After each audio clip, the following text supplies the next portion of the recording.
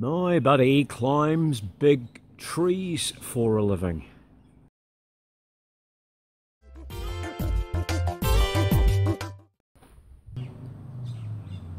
This is his business, absolutely trees. He's the limited part. Now Zen turned up just on dusk last night and had emergency welding jobs to do on his chipper. He says, "Come on mate, it's only 5 minutes work for you. You could get this done." Well, it's now Saturday morning, which I planned to have off, and I've spent all morning pulling this apart. It's now lunchtime, so I'm now ready to start doing the welding on it. What's happened is 5 years of vibration and shaking and banging has stress cracked many of the brackets, and the most important is the tow bar. I'm reattaching his tow coupling in the normal way with just a welded plate threaded and bolted onto the drawbar, because he used to have this conglomeration of steel here which was welded onto here. Anyway, it sat like that. It was welded there, and this part was bolted into it with the 2 bolts at the bottom, and it's been fretting up and down and up and down, and the holes have flogged out. And worse than that, if we look at the other side here, check out the stress cracks. This thing was about to leap off and head down the road by itself. So I'm so glad that he called in, and it's only 5mm.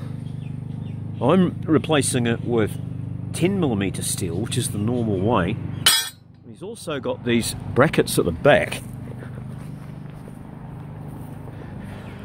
I'll show you them in a moment, but there are these L brackets that come down here, and the legs go down to the chassis to support the rear end of the machine. Where they change direction at this point here, where they bend, they'd also cracked across there. And then there was also, underneath here, there was a bracket in the middle that supported the rear of the feed hopper to the rear of the chassis. And this is what started his worrying. That just dropped off one day while he was working. Luckily it didn't drop off while he was driving down the road and ricochet through someone's windscreen. This machine is falling apart. So here I am now in the workshop. I'm going to do the prep work on these brackets that I've taken off his trailer, and I'm going to weld gussets across them. The gussets that I weld on will be triangular gussets that go across here after I've welded the pieces that have come adrift. And you can see the stress cracks in here. Right through this weld here is broken, and it's now starting to go across here. So I can see daylight. There you go.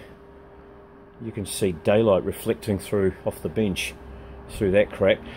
So I'm going to give these a grind up, V them out, weld them up, and make some triangular gussets to go in there. Then I'll unbolt the other bracket, which I can't do at the moment because that's the only thing holding the back end of his machine from dropping on the ground. Put these back on, take that one off, bring it in, do the same thing, put a big bracket on it.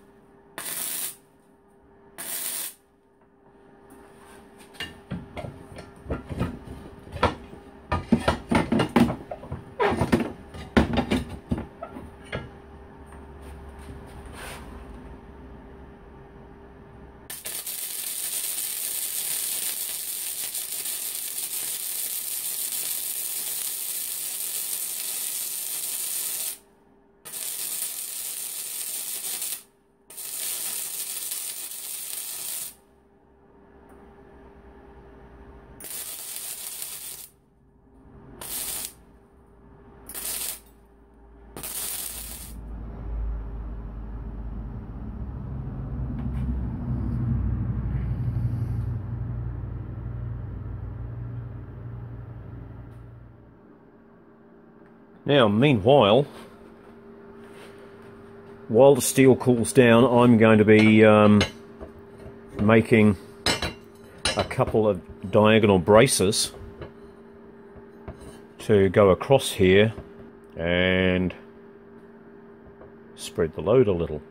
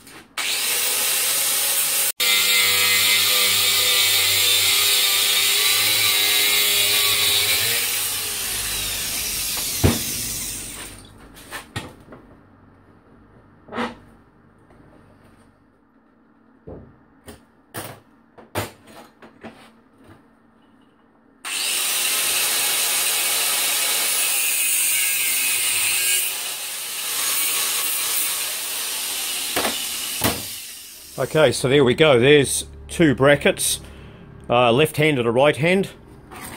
Haha, now we've got a left hand and a right hand. And they're going to get welded inside the elbow to make a gusset, and it will never break again. Right, so I need to take the powder coating off so that I can weld these things on, like that, leaving enough room to get the bolts in behind here. So I'll just buzz the powder coating off.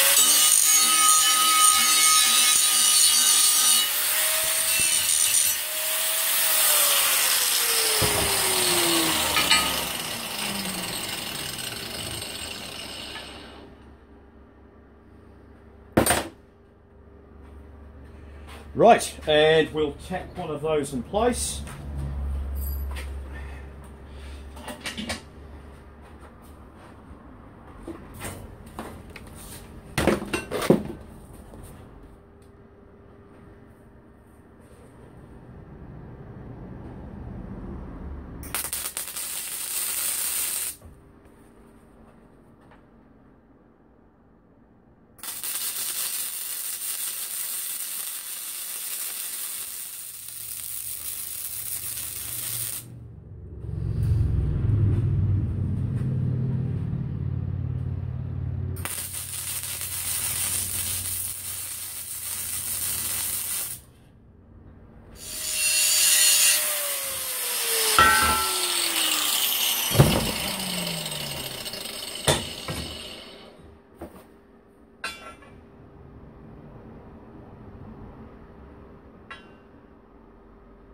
Interesting.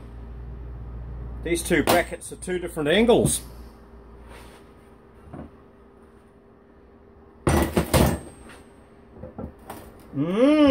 Yeah, quite different. I'd better whip out the machine and make sure that I've got the right one for the right side before I go any further. I'm back! Yes, I was right. These two brackets are two different angles. That means there'll be a quick, hasty bit of grinding to change the angle on this gusset. Excuse me while I make a noise.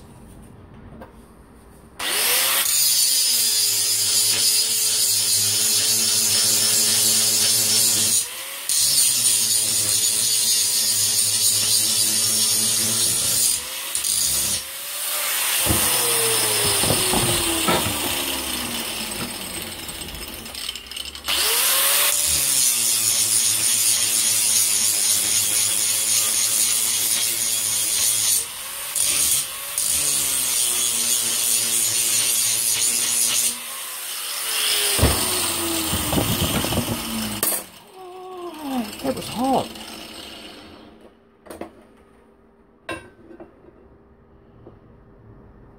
A little more.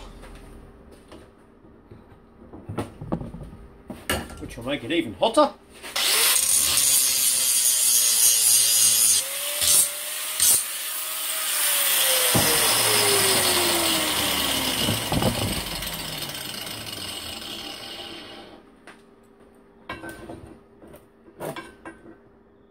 That'll do.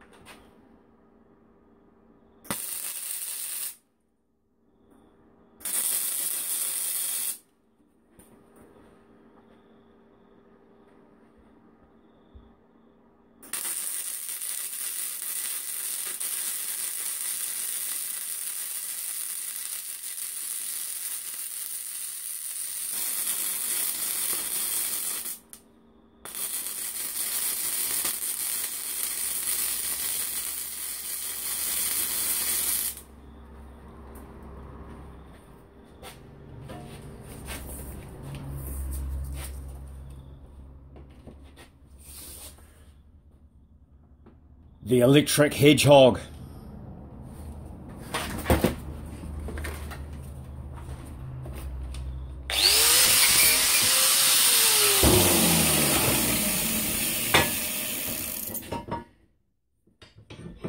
Now you must never use the electric hedgehog when you're wearing loose clothing.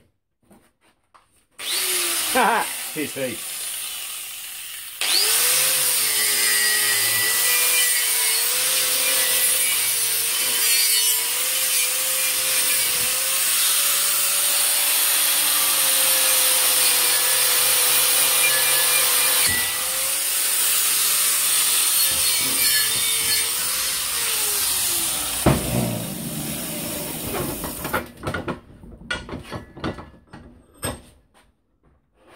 Looking reasonably tidy. The hedgehog won't get in here. I'll have to use a hand wire brush for this.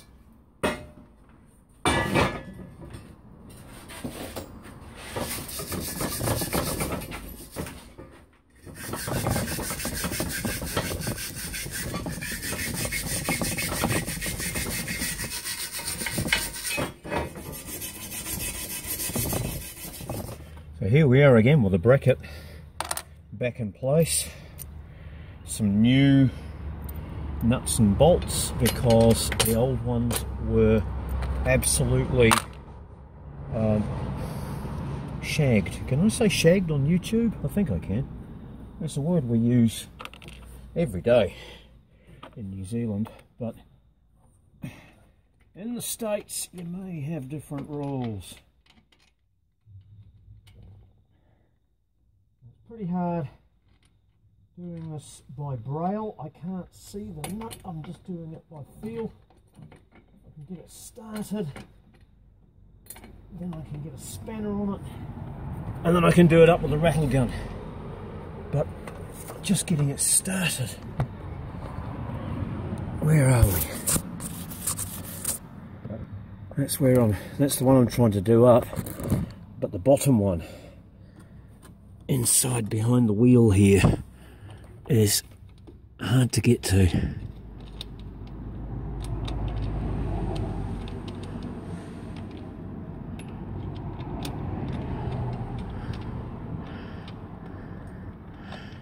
I'm going to pull this out and have a look.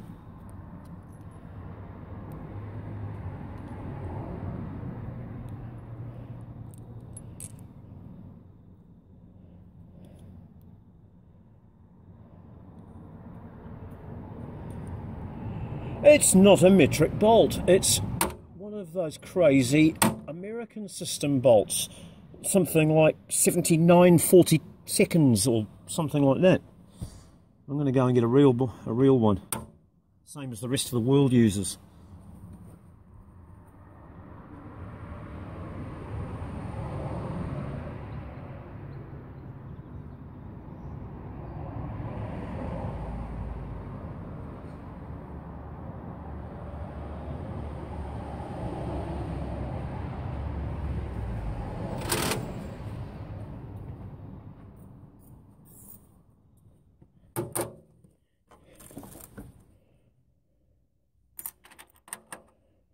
Right, now we'll get it in.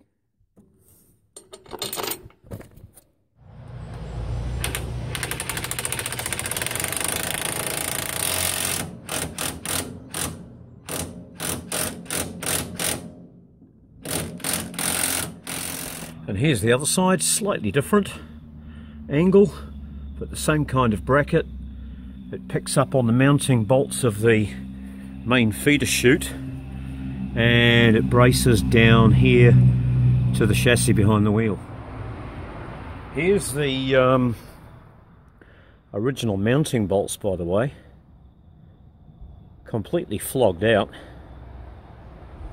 because this thing's been running for a long time with loose bolts.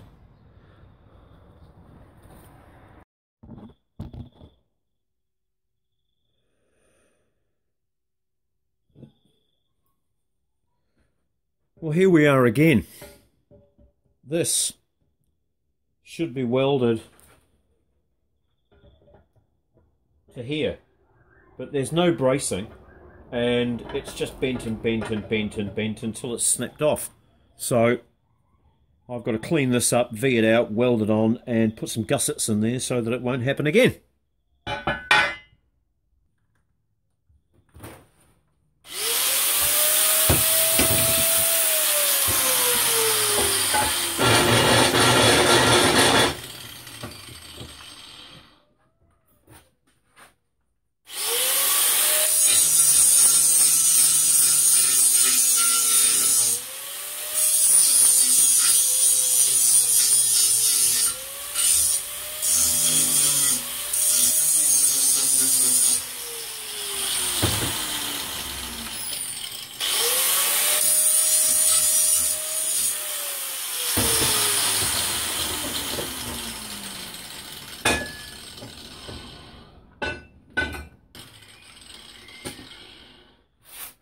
Now, because I never saw this thing in operation, I don't know what angle this is supposed to be at, so I'm going to try and approximate it.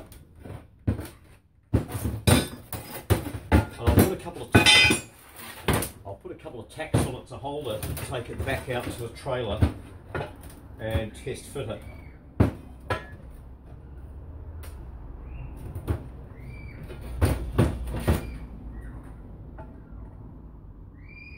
Actually, I can see, because it used to be one piece of metal, that must be straight, so that gives me my angle. So if I use some magnet pieces, these should hold it in place while I weld it.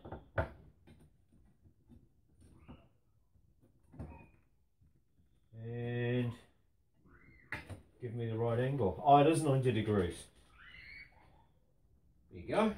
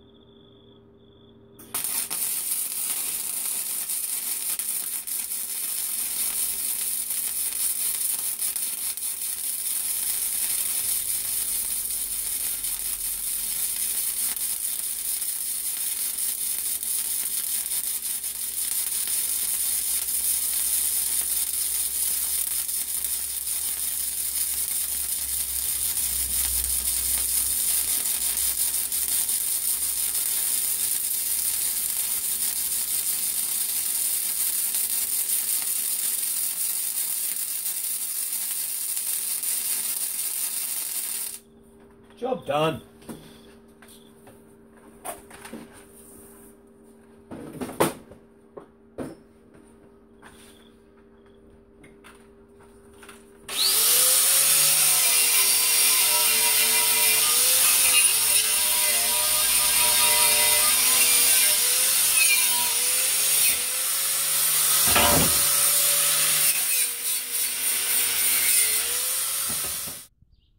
Okay, there we go. That's the last bracket.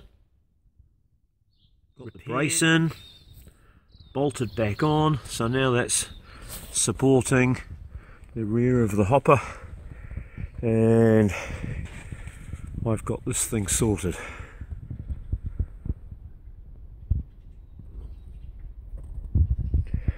There we go, job done. Well, a job like that, just over a day's work, would have cost over $1,000 in an engineering shop, so it looks like he owes me a little bit of tree work sometime in the future.